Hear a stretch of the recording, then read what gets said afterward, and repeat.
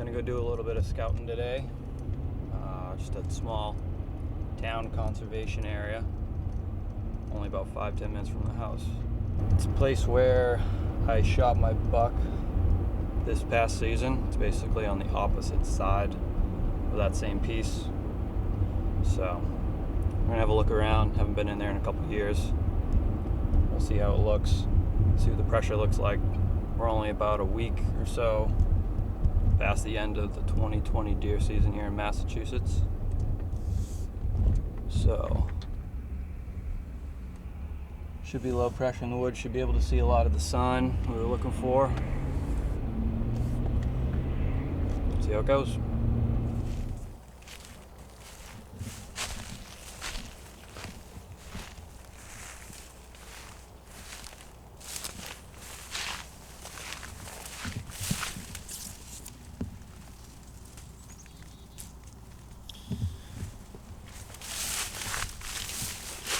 Nice historical rub.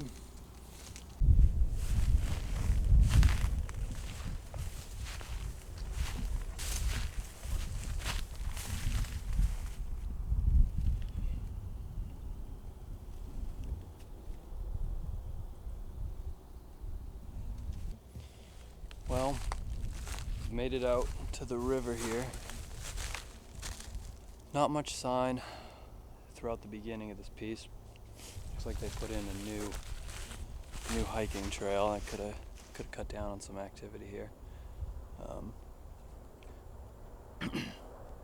The reason I like this piece, though, is that we have essentially a double oxbow. We have one large one on the side where the town conservation area is, and the same thing on the opposite side where I killed that buck this past season. At the corner of the oxbow where it bends up, it loops back, forms that S, we have this other tributary here. It's just tons of crossing trails here, lots of sign, and surrounding a majority of it, we have all this thick red brush, willows, witch hazel, poplars. We got everything in here. It's real dense, high stem count, a lot of activity. So we'll see if we can dive in here, see if we can pick up some more buck rubs, some beds, see what we can find. All right, so the rest of this piece has been pretty much a bust. A couple new stands have come in.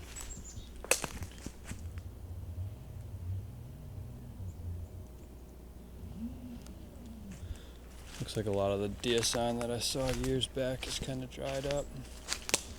But nevertheless, we'll get onto the other side of this piece, the other side of public, where the access is a heck of a lot more difficult, but we'll see what we can find for sign over there. Alright, so I decided to hop over to a totally different piece. Just trying to get these speed scouts in. Just doing quick. This is a piece that I haven't really been to before, and back at that other location I've hunted that area for years, so I'm pretty familiar with the other side of that river that I was scouting around.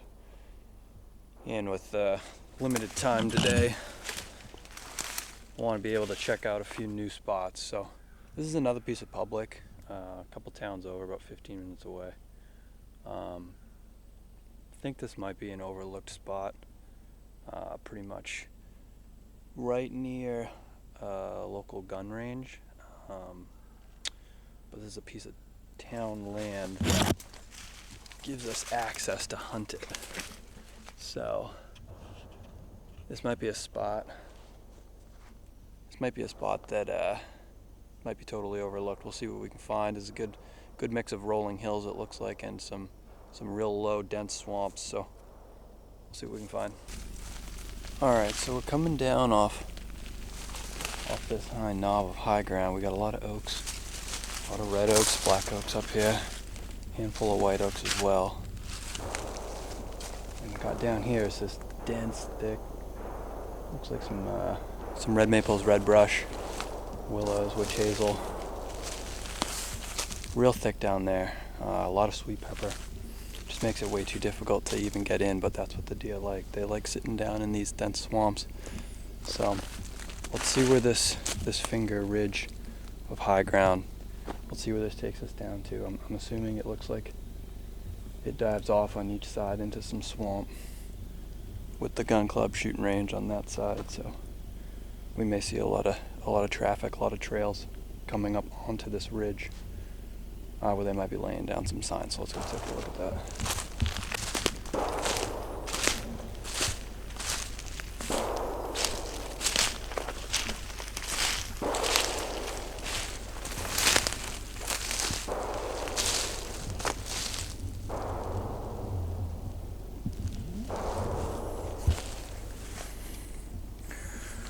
Look, a branch and a scrape right here.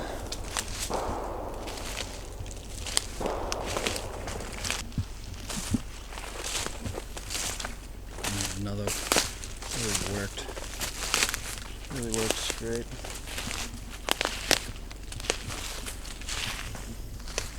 Look at branch.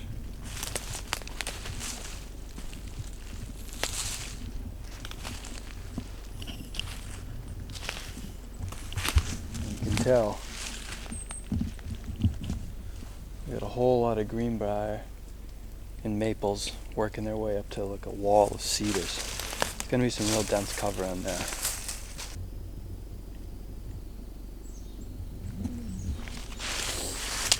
Some tine marks up here. It was about chest high on me.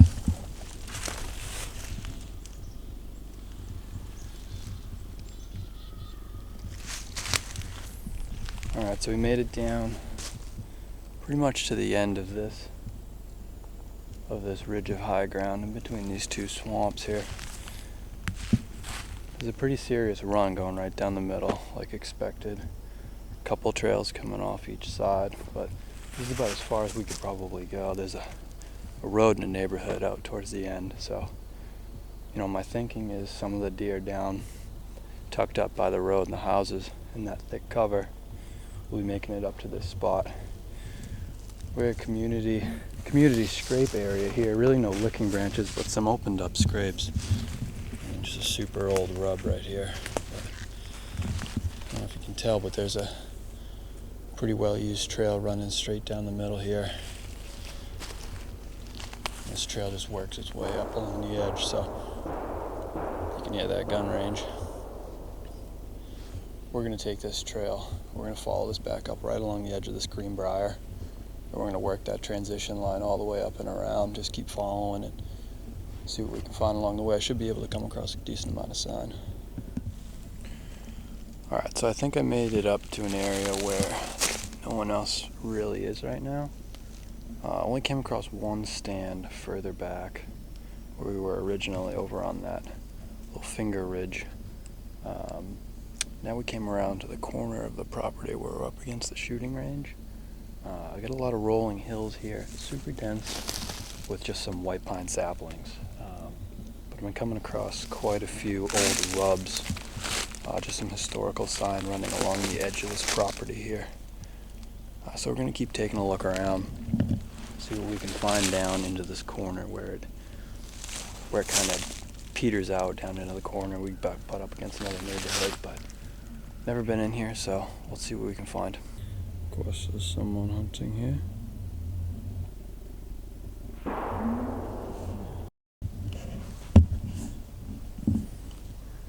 Alright, I think that's it for this spot. Found about one or two spots that may work. It looks like the deer are crossing off a private, heading in up into this oak flat, feeding on them oaks. So on the other side, looks like it dives down some swampy areas, high stem count areas, and looks like they may be bedding down there or bedding over on the private. Only came across that one stand, so that's not too bad, but we do have a hiking trail that cuts across the other side, so could be a decent amount of pressure in here, but the sign from this season looks like it's pretty moderate for the area. Handful of rubs, definitely a few good scrapes, so probably take a look at this another time, just check in on it maybe later in the year, maybe throw a camera out here, but let's head out, take a look at another spot.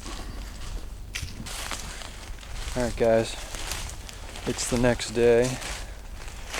Yesterday afternoon didn't really come across anything else that was really worthy of spending a lot of time in. Just did some quick speed scouting in there. Didn't look like anything I'd really want to spend any more time looking at for next season. Not a lot of deer sign, a whole lot of people sign. So the next day I was heading into a piece I winter scouted last year, and spent a good chunk of time this past season.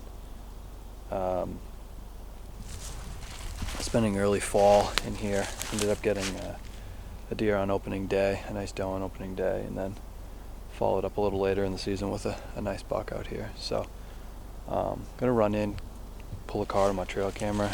It's a little bit out in the swamp. Just want to keep eyes on one of the bucks that I have out here I've been chasing all last year. There's actually two of them out here that I've had my eyes on, so we're going to take a look at that, see if they're still alive, since obviously I didn't get one of them. I also want to talk about, on the way back after we pulled the card, I want to talk about the setup for the doe I killed on opening day and then the buck I killed later. Since we're out here, we might as well take a look at both setups, how they worked, and pretty much how they exactly played out, since I didn't have any of that on video. We're coming back up, and I figured I'd go through my location for my opening day doe kill, and pretty much walk the path that the deer walked, and show you how the setup pretty much worked to a T. So let's follow the path that the deer took. So in early October, the majority of this sweet pepper and everything out here is all leafed out, very dense, super hard to see. So my tree location was in that junction up in there, in that cluster of 3 trunks. And we had 3 does make their way in slowly along this path. So as the deer moved in, they picked their way through all that mess of junk, all that brush, slowly worked up in here, and up in this cluster of trunks is where I was. Set up right in here. The deer actually came in underneath me. I was set up with an odd wind. We had an east wind that day, which works really well for this location in the afternoon. Since we have bedding out in the swamp, we have a high ground with some oaks that they're coming on to feed. So with the east wind pulling across the swamp, the does would pick up their way through here early season, not a lot of pressure, and I could get away pretty clean with my wind blowing back up into the hardwoods. So they came under the tree, got a little wary, ended up backing out, moving around all the while. I was right here above that branch, tucked away in the saddle. They continued around this way,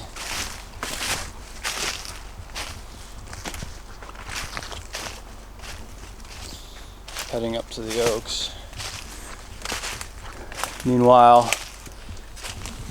this was the location where I had come in and stopped about here and decided to loop back around to my location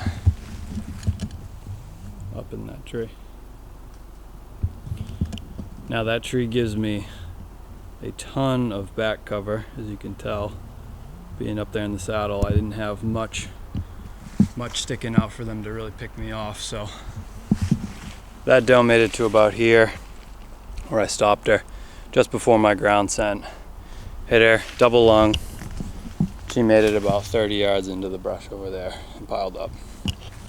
All right, real quickly, just wanted to touch on my second kill from this year out in the same piece of woods, and also wanted to just stress how important it is to have that good cover around you.